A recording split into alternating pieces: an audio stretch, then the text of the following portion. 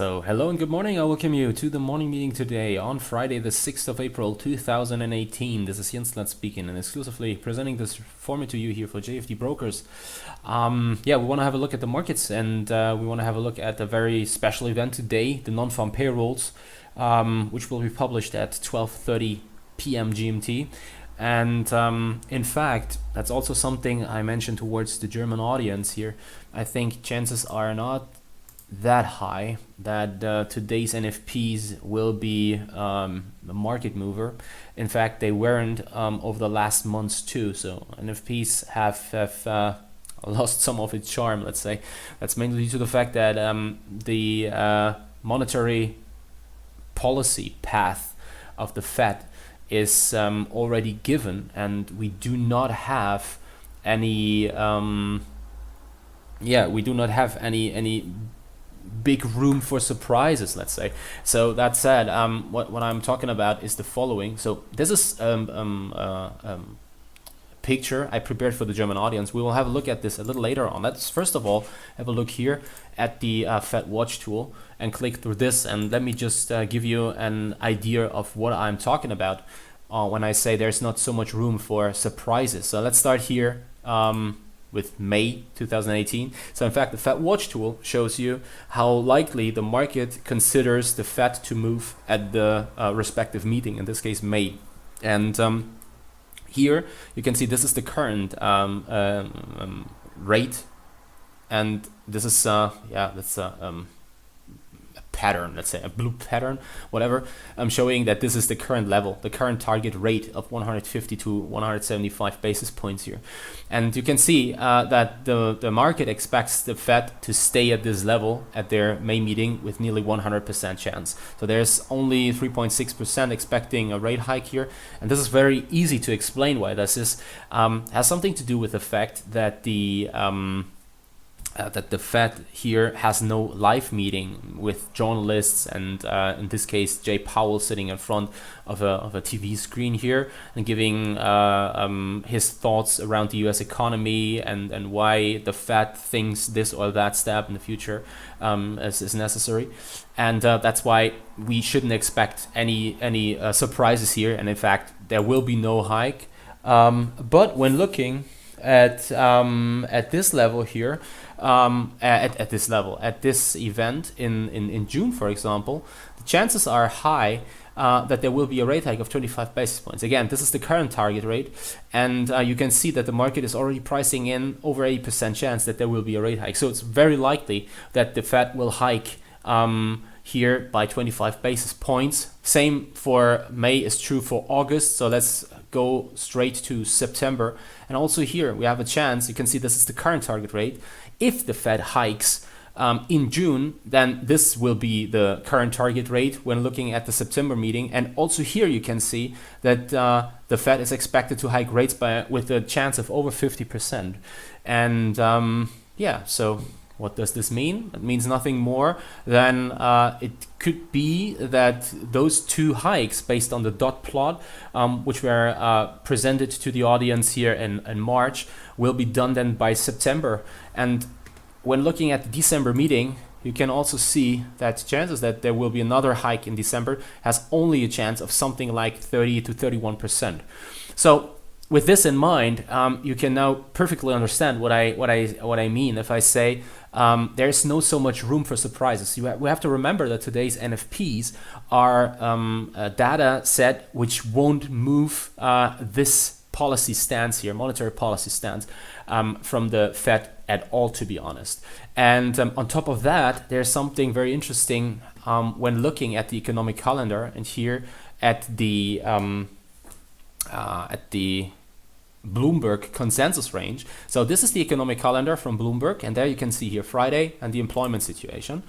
And when looking at this, you can see here that the consensus range currently is between 112,000 and 225,000. And that means nothing more than the consensus range in general is a very, very broad consensus range. So it's very, very wide. And this is usually due to the fact that the market is a little yeah, how to say that, that the market is very undecided on what to expect from the non-farm payrolls today. But if the market is undecided and does not have a clear expectancy here around this news event, that means that the market is not very likely to be surprised by whatever reading might be published then here at 12:30 p.m. GMT. And with this said, this graphic comes into play here. You can see that this is the current curve you can draw here in terms of the expectancy of market participants, respectively the consensus range. So somewhere between 112 to 225,000, all analysts asked by Bloomberg expect the non-farm payrolls to come in. So it's undecided. It's really undecided, and it's a good chance that somewhere within this range the non-farm payrolls will be published today. This is something completely different from a narrow consensus range, so let's say between 180 to 220,000. So here you could say, well, around 180,000 there is the point, 200,000 in this case. This is what the market expects, and it's more likely that the market will surprise on the up, respectively on the downside, because the range is that narrow. So if the numbers come in at 160,000, well, you will probably say NFP is disappointed, while when they come out at 240,000, you probably will say they surprised on the upside. And with this in mind, and then on top of that, not only that the Fed and their monetary policy path is given already, but on top of that, that also here, this consensus range is that wide. There's also the fact that all in all, it seems as if currently economic data does not play a role at all when it comes to the markets in general. So in fact, probably the numbers will somehow affect equity markets, but I'm very, very, I doubt that there will be a big impact on the currency markets, in fact, or also on precious metals like gold, for example. I don't think that there's so much potential, even if we get to see a surprise, which would be already surprising based on this wide range here. But currently the market is completely focused on the tensions here around potential trade war between China and the US. And these are the main drivers. And in fact, the main drivers for the equity markets, not even for the currency markets. Sometimes you see some spikes in gold, yes, based on risk off, risk on mode, potentially, but all in all, we can say that the market is definitely focused here at this trade war tensions and not at the economic data at all, which is published right now. Yeah, and so with this in mind, so the thing is that probably, if at all, we should expect some volatility to happen in the DAX.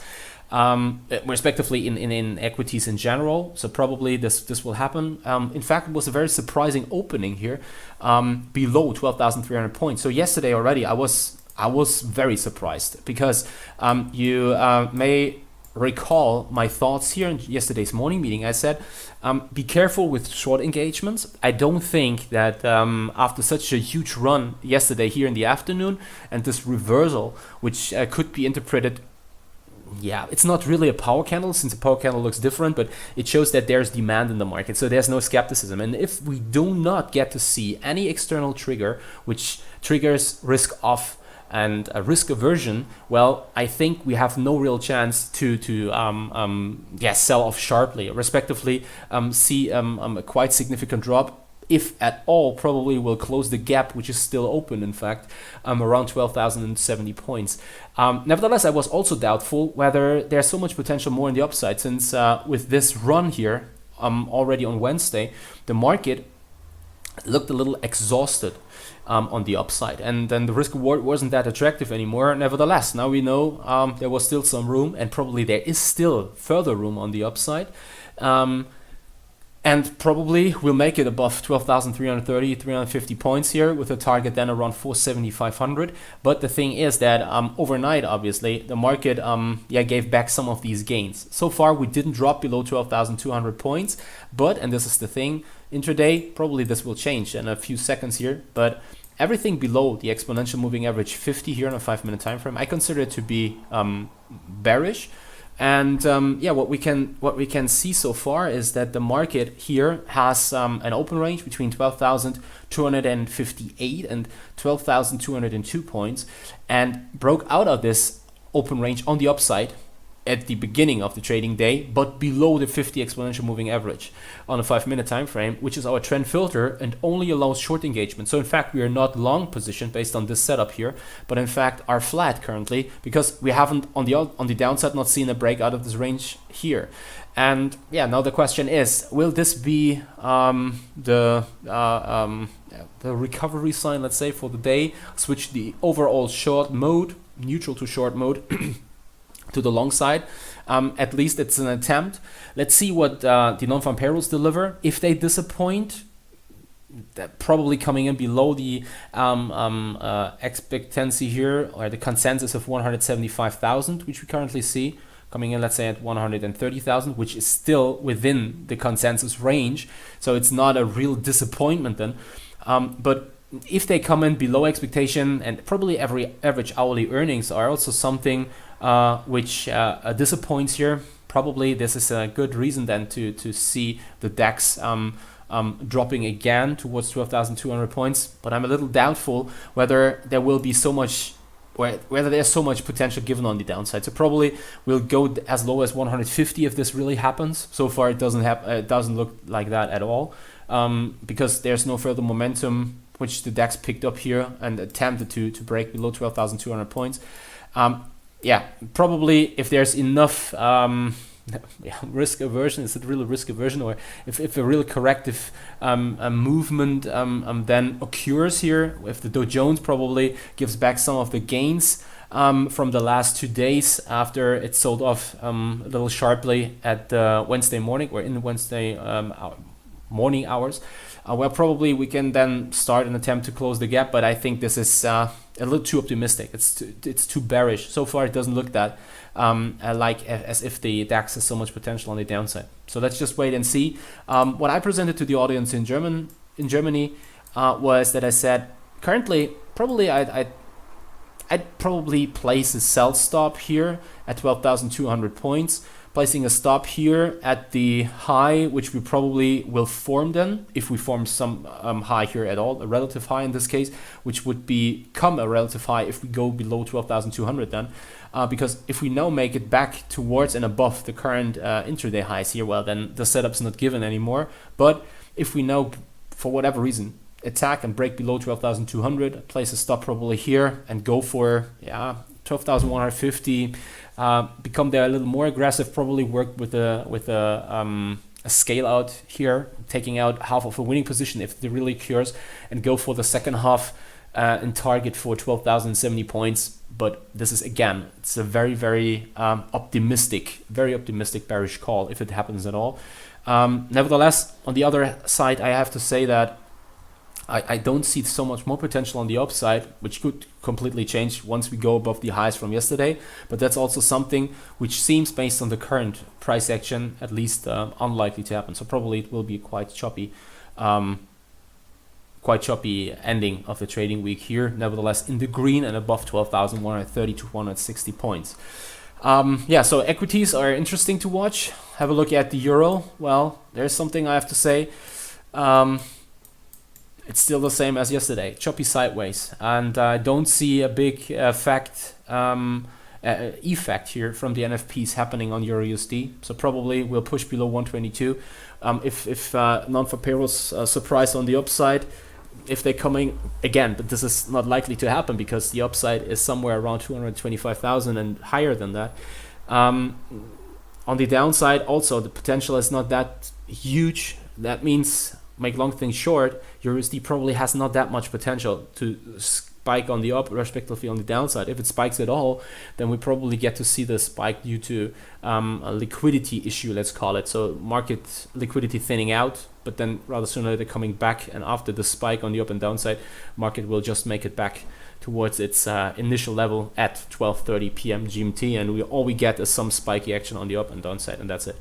So EURUSD is not that spectacular to watch. Probably a little more interesting dollar Japanese yen, who made it back above 107 and is currently eyeing 107.50. So if we attack this level, respectively make it above that level, there's also some room which could drive us higher towards 108, probably even a little higher than that, 110.50.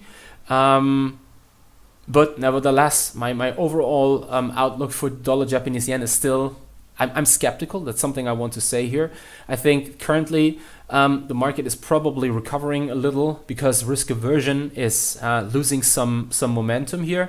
Nevertheless, I think we have all the time a chance to see new risk aversion forming, potential risk of hitting the markets, which could then drive dollar Japanese yen lower.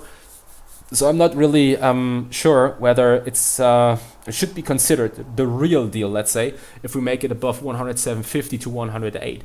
But probably this is more likely to be closely watched and potentially a fake out here.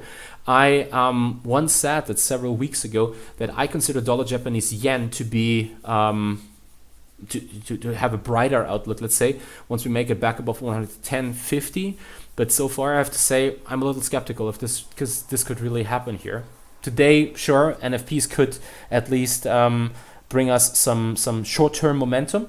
Nevertheless, the situation is not that spectacular, even though it's more interesting surely than what we get to see in EURUSD if we make it above 107.50 to 108. And while looking at dollar Japanese yen, we also, as usual, should have a look here at gold. So gold is still choppy sideways, and I think this won't change today. Nevertheless, again, and I probably repeat myself here, keep watching 1,360 to 365 USD per ounce. This is a crucial resistance on the upside, and if we make it above that level, that's a clear bullish break. Nevertheless, don't expect this bullish break to happen today, initiated by the non-farm payrolls, because therefore non-farm payrolls are not that spectacular news event anymore, based again, and now we close somehow the cycle coming back to the Fed, because the monetary policy path here is given already, and so this potential for surprises is not that high currently. Yeah, and so that's it from my end. I wish you all the best. Happy trading. Watch your stops, and talk to you again on Monday, 9:30 a.m. GMT. I definitely look forward to it. I wish you a happy, a nice weekend. Not a happy weekend, but a nice weekend, and happy trading, sure. And that's it from my end. So talk to you on Monday. Look forward to it. Take care. See you, and bye-bye.